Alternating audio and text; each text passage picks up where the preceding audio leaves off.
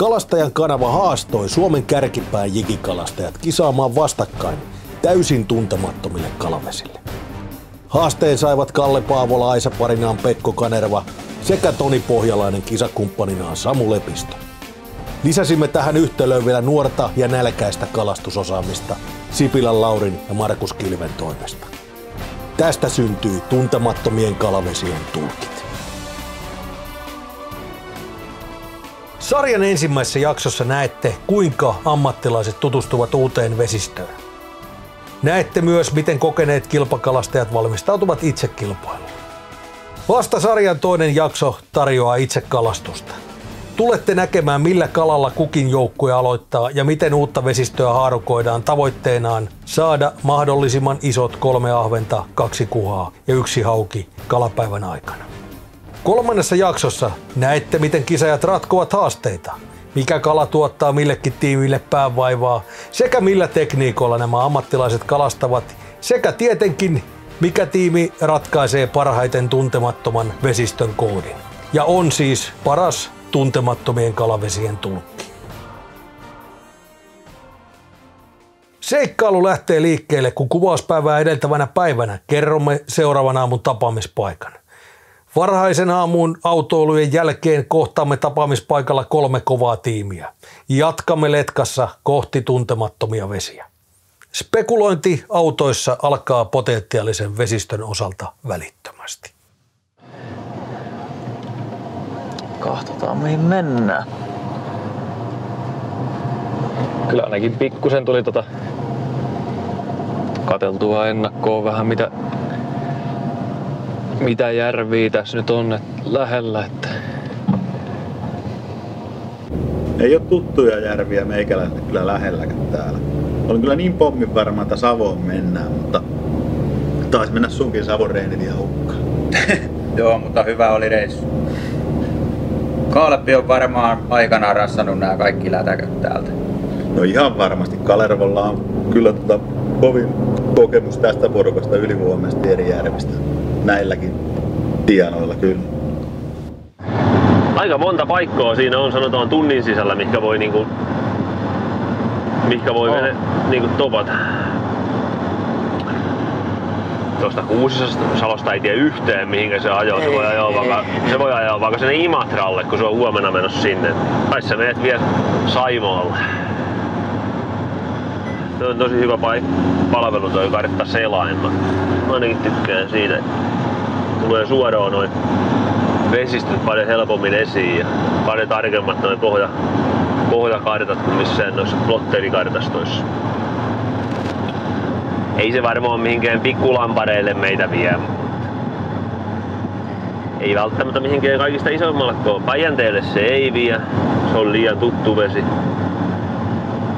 Mulle ei ainakaan ole täällä mitään muuta tuttua. Tuossa mä oon joskus käynyt Pidikillä muutamassa järvessä, mutta mulla ei ole mitään käsitystä koko alueesta. Kauhean montaa vaihtoehtoa ei ollut, mutta ei sitä ikinä tiedä. Voi olla yllättävän pienikin vesistö, missä tai mihin mennään sitten kattoon, että mitä löytyy. Koittaa ensin katsoa semmoset paikat, mitkä niinku näyttää omasta mielestä hyviltä kalapaikoilta ja sitten sit on helpompi kun lähtee sit sinne järvelle, niin tietää jo, että mihin päin lähtee ja millaista aluetta luotaan ja katsoa missä on parhaan näköiset kivikot ahvenille ja parhaan näköiset reunat kuhille ja semmosia tietoja kannattaa katsoa jo ennen kuin lähtee edes vesille, niin se ei vie sitten niin paljon aikaa siellä. Katos Navioniksesta kaikki 20 kilosan säteellä olevat potentiaaliset paikat, mihin voitaisiin mennä. Lievestuoreen järvi, Kynsivesi. Nämä on kyllä aika lailla tuo pohjoisessa Jyväskylän suunnalla. Iso Säynäjärvi, toisen voisi olla. Todella hyvän näköinen ja hienot mondeot ja piirteet. Nyt ollaan menty kyllä jo ohitte. Mitä haasteellisen, mitä vähemmän olisi kalaa, sen parempi se olisi meitin. Niin olisi. mä luulen, että se reeni-aika yritetään käyttää aika pitkälle sen veden tutkimiseen elektroniikalla ja voi olla, että joku heitto heitetäänkin, mutta kalastetaan enemmän sitten siinä kisa-aikana. Että se on niin lyhyt treenijakso, että siinä ei ihan hirveästi. Tehdään semmonen jonkun sortin sotasuunnitelma ja ainakin noudatetaan sitä ja katsotaan sitten mihinkä se menee, mutta todennäköisesti joku iso kala tarvitsisi saada. Uskoisin näin. Jos se on oikein vaikea vesistö, niin sitten voi riittää se, että saa vaan kaikki kohdekalat siihen ongittua, mutta aina kun on täysin uusi vesi ja varsinkin jos se on vähän isompi vesi, niin silloin sä voit olla hirveän hyvä kalainen vesi, mutta voit olla täysin väärällä kulmalla ja sitten jos ei ikänä käy, niin siinä voi mennä oma aikansa, että siihen pääsee niinku jyvälle. Ja se aika on tosi lyhyt, se kello juoksee kyllä sitten, kun sinne vesille mennään. Mutta sen on aina tajunnut nyt jo muutama vuosi sitten, että ei semmoista päivää olekaan. Katso, että lähteekö pohjalainen ohi, mutta ei käynyt sen ei vielä tässä vaiheessa. Veneellä se menee kyllä ohi. Sen on ymmärtänyt jo, että harvoin on, niin voi olla huonon syönnin jaksoja noissa vesistöissä, mutta aina on, joka päivä on semmonen paikka joka järvessä, missä kala on, missä se kala syö. Ihmettele, jos ei siitä 6-8 metrin vedestä löydy ainakin kuhat. Ahvenet varmaan. Se voi pysyä siellä matalalla. Niin, ahvenet varmaan, jos se varsinkin täkykala salakat on varmasti vielä matalissa vähän jyrkemmissä semmoisissa kivikkoprofiileissa, niin uskoisin, että ahvenet pystytään onkiin matalasta ja todennäköisesti matalasta jonkinmoinen haukikin, mutta sitten se isompi hauki. Niin. Siinä on aina sitten jumppamarkkanen. Että ei ole itsestäänselvyys meillä. Niin, no, helpottaa sitä, että kun katsoo kartasta vähän suurin piirtein, että minkä näköisiä tai mitä reittejä ja niitä paikkoja silleen, että ei lähde säntäilee sitten taas niinku edestakaisin siellä, että se vie taas niin paljon aikaa, että mieluummin silleen, että katsoo vaikka jonkun puolen rannan paikat siinä samalla ja sitten taas takaisin tulossa katsoo toisen puolen paikat ja vähän suunnitella sitä, miten niitä kannattaa lähteä ajaa. Jos niitä sillä löytyy vaan tossa kun luotaillaan aluksi, jos vaan kuhat löytyy, niin niitä kyllä ensimmäisenä yritetään siitä onkia. Veikkaan, että Kalle ja Pekkokin kyllä lähtee kuhalla liikkeelle. Niin, se voi olla joo. Onko se iso järvi? On tää aika iso, mutta aika matala. Joo. Ei oo 10 metriä missään. Tai ainakaan yli 10 metriä. Onko se kokonaan tasamatala vai onko siellä kuoppaa? Ja on täällä aika paljon kuoppia, juu. Ja kiviä ihan kaikki rannat täynnä. Joo. Koitan täältä etsiä vähän semmosia tietoja, että minkä värinen vesi siellä olisi ja mikä siellä olisi niinku, että onko siellä niinku esimerkiksi muikkua tai särkeä tai salakkaa tai mikä olisi niinku petokalojen se pääravinto siellä, että mitä ne söisi. Ja semmosia ihan perustietoja, että onko kirkas vai ruskea vesi justiin. Ja Kilometri toisensa jälkeen matka jatkuu ja järvi toisensa jälkeen tippuu pois spekuloinnista. Kunnes viimeisessä risteyksessä Vilkku kääntyy vasemmalle. Hoitokalastettu, eli varmaan aika rehevä. 2500 kiloa särkeä, pientä ahventa ja salakkaa. Jos se hoitokalastettu on, niin on se kyllä varmasti sitten rehevä, niin se pakko vesikin olla vähän samea, että se voisi olla kyllä hyvä vertsujärvi. Joo, älä muuta saa. No se on ainakin varma, että ikänä ei tullut käytyä lähelläkään. Tämmöisessä tilanteessa, kun ruvetaan uutta vettä tutkiin, niin Mä kyllä on sitä mieltä, että me odotetaan vaan sitten kun me nähdään mihinkä me mennään, niin katsotaan vähän tuulen kulmaa, mihinkä se tuuli käy ja sitten vaan odotetaan joku alue, mistä pettää väkisin ne kalat.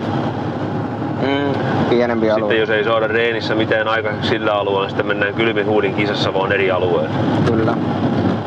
Yleensä ottaen, ainakin mitä itse on kalaa tutkinut, niin lämpöisen veden aikaan niin melko lailla kala tykkää tämmöstä tuulesta ja menee tuulen alla niin kauan kuin siellä on hyvä olla, että se tuuli ei nouse liian kovaksi. Mutta sitten kun rupeaa olemaan näitä viileitä öitä tommosen hellejakson jälkeen, niin joskus se tekee semmosenkin, että se hakeutuukin sinne, se kylmä vesi jäähdyttää sen tuulen yläpuolella yön aikana sen pintaveden ja se viileempi vesi onkin siellä tuulen alapuolella, niin se tekeekin semmosen heilurin, että se onkin siellä tuulen yläpuolella, kun siellä on lämpöisempi vesi. Noniin. Okei. Aika ahtaan näköinen paikka ainakin. Joo. Aika tommonen, mitä tuossa nyt lähimaastoja katsoo, niin aika tää tämmöstä vähän niinku suoaluetta. Pieniä monttuja, hyvännäköisiä reunoja. Onko mitään selkäpatteja? Joo, tällaisia keskimatalikoita olisi kyllä. Okei. Ja ahvenpaikkojakin löytyy sitten todennäköisesti. On täällä sentäs betoniranna. Koko ajan tulee. Nyt ollaan jossain. Tuuta mukava. Pikku puoli. Kyllä. On hienon näköinen. Tällä puolella on oltava kuhapaikat tässä. Millaista keliä meille luvataan tänään? Näyttää, että olisi pohjoistuulta 3 metriä ja Aika pilvistä. Aika pilvistä, juu. Nyt on tullutkin muutaman päivän jo pohjoisesta, että putkeen, että siinä täytyy katsoa vähän sitten, että kalat on voinut asemoitua sinne niin kuin pohjoispuolen penkoille sitten, tai sinne mihin on nyt tullut jonkun aikaa, että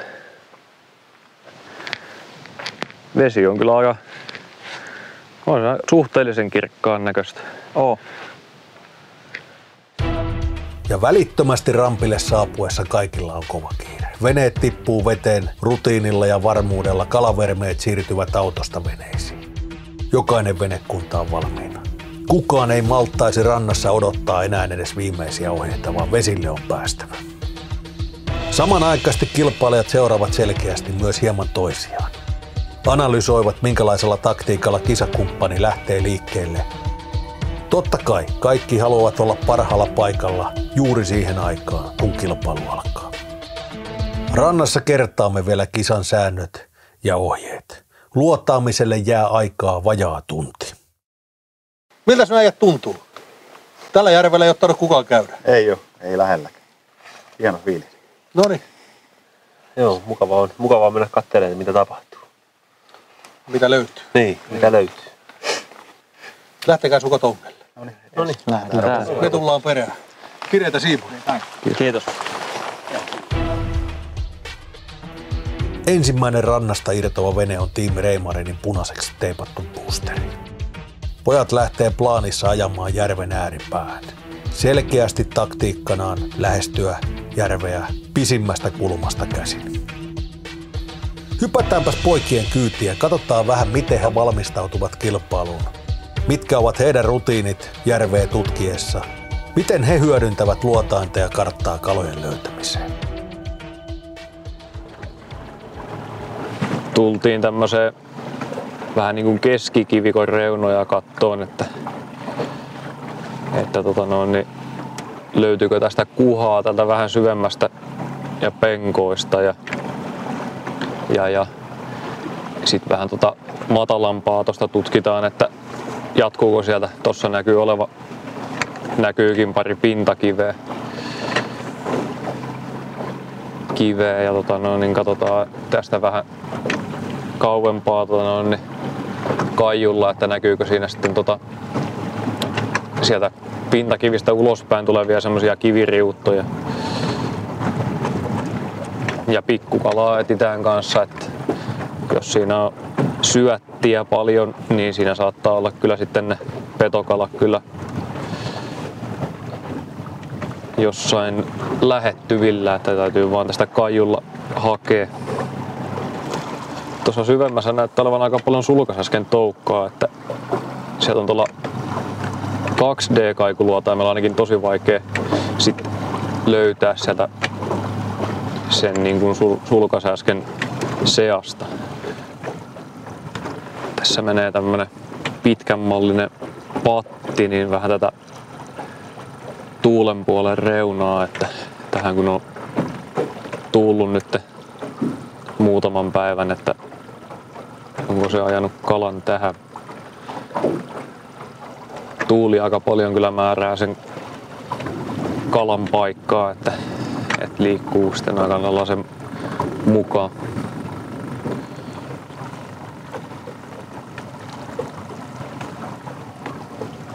Käydäs katsomaan, tuossa on tommonen syvien monttujen välinen tommonen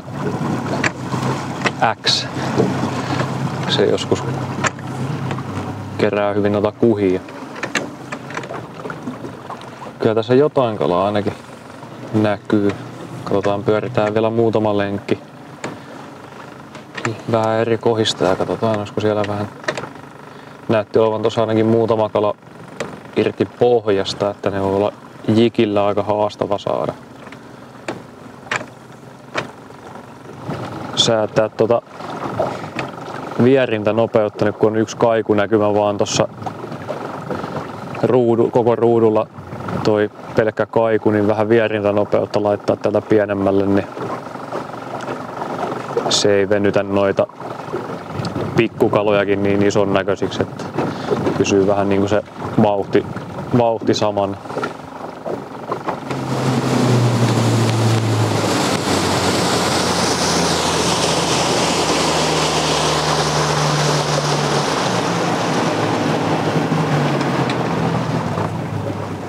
Nyt tultiin tämmöiseen paikkaan, missä tämmönen matalikon kärki loppuu ja sinne on päässyt tuuleen siihen kärkeä kohti nyt pari päivää. Nyt ainakin näytti, että pikkukalaa olisi tässä jonkun verran ja petojakin siellä seassa näytti olevan ihan hyvin, että tää taitaa olla semmonen paikka, jota kannattaa pikkusen tosta ruveta kokeilemaan. Tää olikin joku tämmönen piilopatti ja kivikkokartta näyttää 12 metriä ja löytyi tämmönen, näyttää matalevan tohon ihan 5 metriin, pikkusen kiviröykkiö tossa jäi tohon vasemmalle ja siinä oli heti pari kuhaa tossa patin päällä. Tämmöisellä järvellä kun tääkin on, niin ne kalat voi olla hyvinkin yllättävissä paikoissa, että vähän niinku semmosia niin sanottuja ei niin hyvältä näyttäviä paikkojakin kannattaa katsoa, että saattaa välillä kyllä yllättää. Siellä voi olla paljonkin kaloja joissain kohdissa, missä ei niinku mieltäisi olevan niinku esimerkiksi kuhia tosi lähellä rantaa tai vastaavaa. Täällä nämä syvemmät alueet näyttää aika tyhjiltä, että täälläkin järvessä pitäisi olla kuhia, mutta täällä ei niin kuin näissä penkoissa näy ihan hirveästi, niin en tiedä, olisiko sitten kun tuossa on ollut vähän pidempi semmonen helleä aalto takana, että olisiko ne sitten mennyt tonne ihan matalaan, että lämmittelisi siellä kivien vieressä, jos ne kivet olisi kerännyt vähän sitä lämpöä siitä.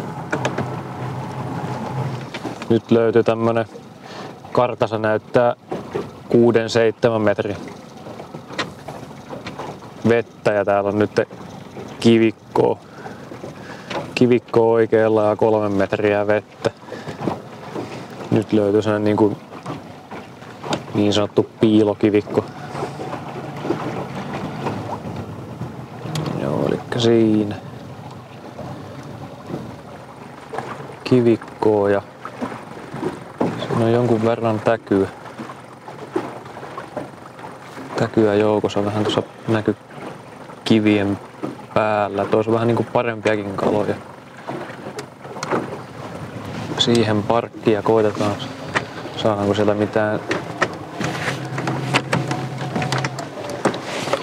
näytille.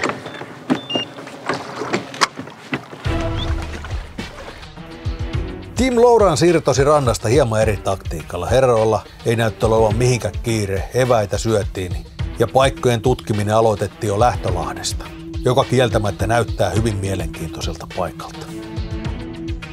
Hypätäänpä Toni ja Samun kyytiin katsomaan, mitä veneessä tapahtuu. Vähän luodataan tässä alkuun pikkukalaa katsellaan, että yleensä jos välivedessä on 5 metrissä vaikka pikkukala, niin yleensä se on sitten penkassakin samassa syvyydessä ja perot siellä myöskin. Vai mitä Tonderolli?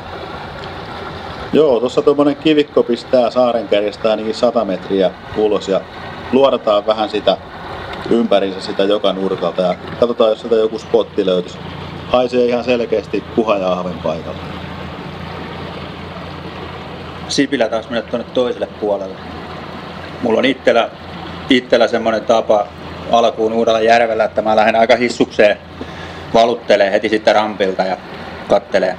Mun mielestä kannattaa ehdottomasti välttää pitkiä siirtymiä alussa, että ei auta sitä asiaa yhtään lähteä siirtymään, kun ei tiedä mihin mennään.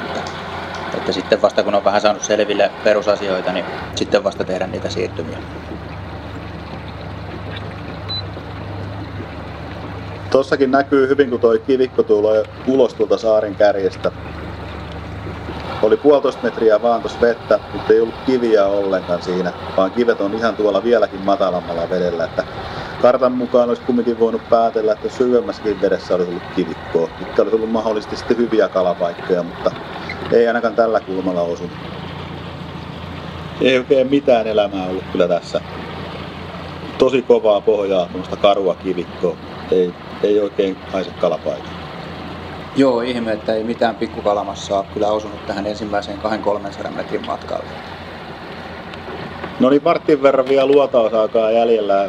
Katsotaan, tuolla näkyy jonkun verkko, niin katsotaan mille syvyysalueelle se on asetettu sieltä. Jos saataisiin siitä vähän punaista lankaa tähän kiinni, että mikä se tämän järven niin kuin syvyysalue tähän ajankohtaan voisi olla, missä ne kalat viihtyy.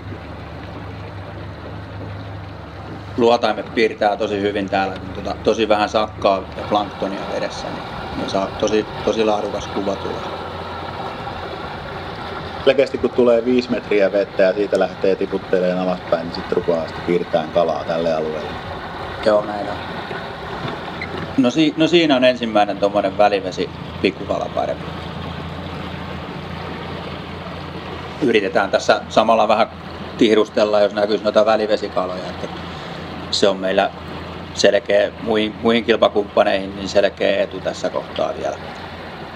No toki Pekko on kyllä kova vertsuttaa, mutta en tiedä, eivät vissiin ole tuolla Kallen veneellä niin paljon sitä harrastanut, että varmaan toi Sipilän tekeminen on enemmän heittopainotteista, niin ajattelisin. Koitetaan pitää niiden välivesikalojenkin varalta silmät auki. Mihinkäs nuo jätkät meni? Ne menee tuolla.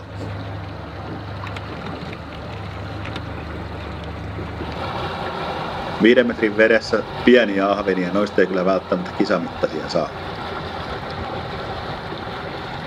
Tällä alueella on tuossa 4-5 vedessä niin vähän tommosia täkyparvia. Niin on selvästi jo, että toi 5 voi olla joku juttu tässä nyt tässä hommassa. Tuossa nyt jotain hajua on vähän, missä ollaan niitä ahvenia nähty, että vähän vaihdetaan, katsotaan josko tuosta joku kuha spotti löytyisi, tai löytyisi joku punainen lanka tuohon kuhan osalle. Mä veikkaan veden väriin perustuen aika kirkasta vettä kuitenkin, että sieltä 7-8 metrin vedestä voisi löytyä pohjalinjakuhaa. Joo, Jyri kertoi saaneensa testireissulla 56-senttisen kuhan. Siinä mieli hyvä pohjalinjakuha, tuommoinen 56-senttinen, että yleensä siinä 50 senttimetrin korvilla niin nousee pohjalinjasta, ruokailee väliveteen ja se saalistaa siinä sitten loppuelämänsä, että ei kyllä yleensä palaa pohjalinjaan, että siinä mielessä tosi hyvän kokoinen pohjalinjakuha.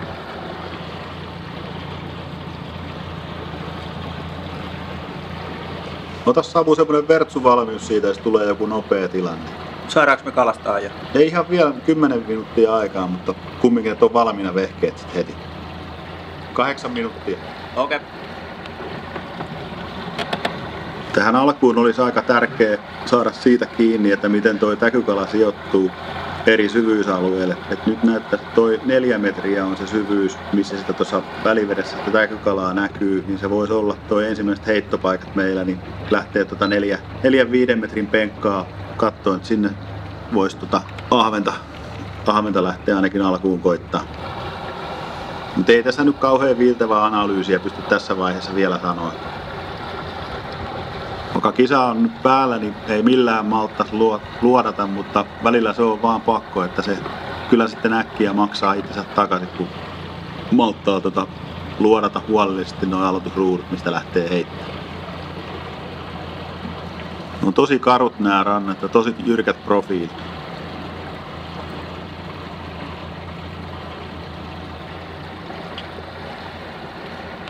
Samu, onko vertsu? Joo, on valmiina. Tuossa oli hauki. Saadaanko me onkia jo? Joo. Team Hummingbird, Kalle ja Pekko lähtivät rannasta viimeisenä ja heilläkään ei näyttänyt olevan mitenkään kiire. Verkkaisesti he lipuivat Lähtölahden salmesta läpi isommalle selkävesille. Suuntana kuitenkin toinen järven ääripää kuin esimerkiksi mihin Team Reimarin lähti. Katsotaanpa seuraavaksi, mitä Team Hummingbirdin kyydissä tapahtuu. Nyt ollaan päästy lähteen ja jätkät painoo tuo edellä jo aika vauhtia. Me soitiin nyt pytyt päälle ja nyt me tehdään tässä jonkin sortin suunnitelma, kuinka tää lähdetään purkoon. Tässä nyt tää karttapohja, miltä tää järvi näyttää tässä Navionicsin kartalla, ja sitten tässä mulla on karttapaikan kartta. Täällä on kummallakin puolella tämmösiä syviä monttualueita ja pakkoja. Myös selkeästi tommosia selkämatala kiviä, mikä kiinnostaa aika paljon, ainakin matalan kalastuksessa. Sitten täällä on tämmönen 7-9 metrin lätty tässä ja tämmösiä uomia. Tää on mun silmään aika mielenkiintoisen näköistä paikkaa. Samoin sitten tässä menee tämmönen 8 metrin tasainen alue. Mä jotenkin usko, että ne on hirveän jyrkissä penkoissa välttämättä nyt täällä, mutta mennään kattoon tekemään sotasuunnitelmaa, kun päästään tuohon selälle vähän luottoon. Ihan hirveästi meidän ei kannata tehdä mitään ylimääräistä säntäilyä. Tämä alue ei ole mikään mahdottoman iso. Mitä tänään opetellaan, niin täällä voi olla ihan potentiaalisia paikkoja melko lailla missä vaan. Esimerkiksi tuossa on täkykalaa näyttää olevan täällä Lahdessa. Hyrymykket jäi tuohon vasemmalle puolelle. Tulee taas tästä.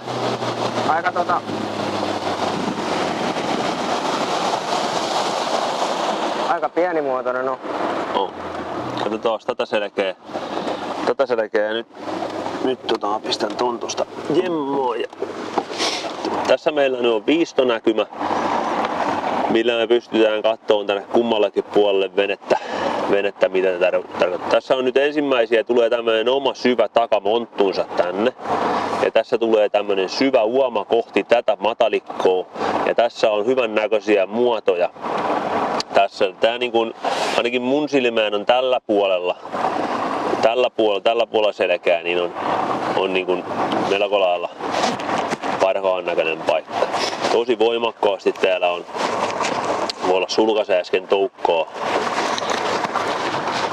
Ja nyt kun meillä ei ole minkäänmoista tietoa vesistöstä, että mitä täällä tapahtuu, kuinka täällä on kalaa, niin tämmöisessä tilanteessa ehkä kaiken paras tilanne on se, että jos sulla on luotainkalusto, mitä sä voit käyttää, niin sillä kannattaa tietysti ensinnä vähän pyöriä, että me löydettäisiin jotain semmoista mielenkiintoista. Joko me löydetään näillä luotaimilla kaloja, tai sitten me löydetään niillä semmoista struktuuria pohjasta, mitä meidän kannattaa kalastaa. Kivikkoa, puurunkoja, jotain mielenkiintoista. Niin kuin nähdään tässäkin, niin me ollaan niin kuin nyt 3 metrin matalikon päässä jo, niin silti tässä on 10 vettä, että näistä ei tiedä ikänä näistä kartoista, että kuinka ne todellisuudessa sitten menee. Ne on aina katsottava sitten omana juttunansa. Nyt me noustaan tämmöisen matalikon päähän. Tuo rupeaa vähän olemaan struktuuria tuo oikein puolen päässäkin. Tuo on tuosta kuupohjaa. Kuupohja on näköjään muutamia kivikoitakin. Tuossakin on ihan hyvän näköinen paikka. Tuossa on meidän oikealla puolella. Ne on erikoisen näköistä pohjaa. Katsotaan vähän mitä se on syönyt tarkemmin. Pikkusen tosta käännän takaisin. Katsotaan uudestaan toi kohta, että onko siinä. Ja tässä meillä on näkymät, mitä meillä tapahtuu veneen alla. Tässä onkin näköjään todella jyrkkä tää penkka. Ja tässä me sitten nähdään viistoluotaimella, että mitä tapahtuu meidän veneen sivuilla. Tossa on pientä, kovenee pohja ja tossa tulee pieni kova pohja tulee tonne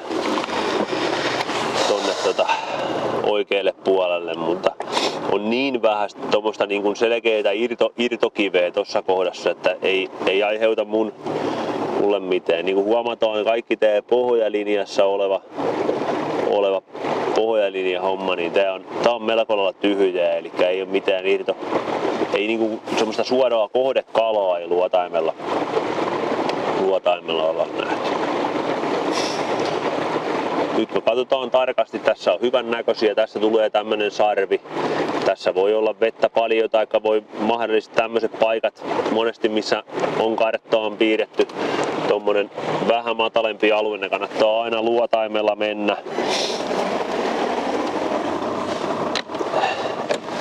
Nämä on semmosia paikkoja, niin kuin tässäkin nähdään, että ei suoranaisesti merkitty tätä matalikkoa mihinkään karttaan, vaan tää tekee toi pohjakäyrä vaan tommosen selkeän tissin, vaikka se piirtää sen valkoiseksi vedeksi, niin silti siellä rupeaa oleen nousua aika mukavasti. Yhtään ei ole kalaa niin kuin pohjalinjassa tällä alueella, mitä me nyt pyöritään. Välivedessä siellä oli yksi kala. Tuo noin.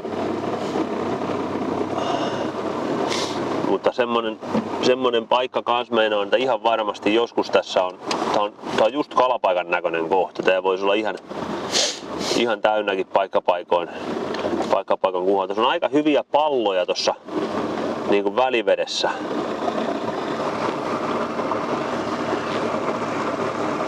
Jossain tämmöisessä järvessä, jos täällä kuhia on, niin ja ahvenia, niin jossain niitä täällä on. Se on ihan selvä asia.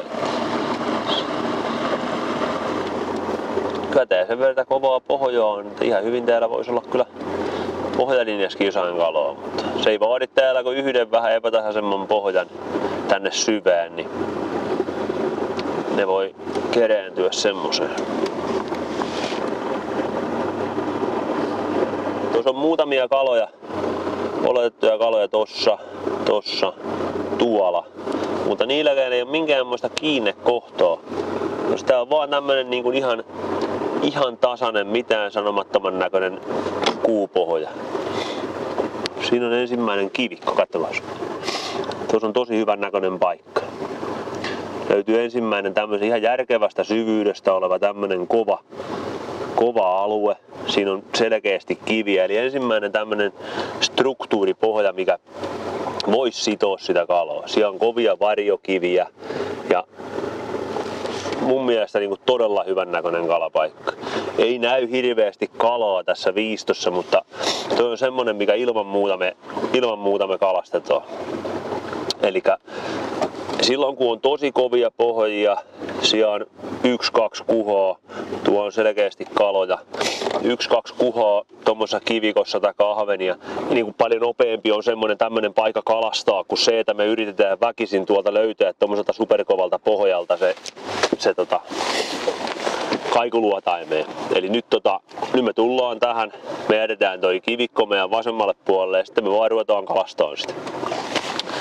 Nyt kun me ollaan tämmöisessä vedessä, että tuossa on tommonen struktuuripohja ja vettä on noin 6 metriä, niin noin semmonen 10-12 grammaa on jikille semmonen optimipään koko. Luotamisaika on ohi. Team Reimarin ja Team Lowrance löysivät reilusti kaloja. Miten mahtaa Kallen ja Pekon käydä? Löytyykö kuupohjalta kaloja? Kisataktiikat ovat nyt selvillä. Me emme niitä vielä tiedä. Ne nähdään seuraavassa jaksossa. Nyt on kilpailun ensimmäisten heitto.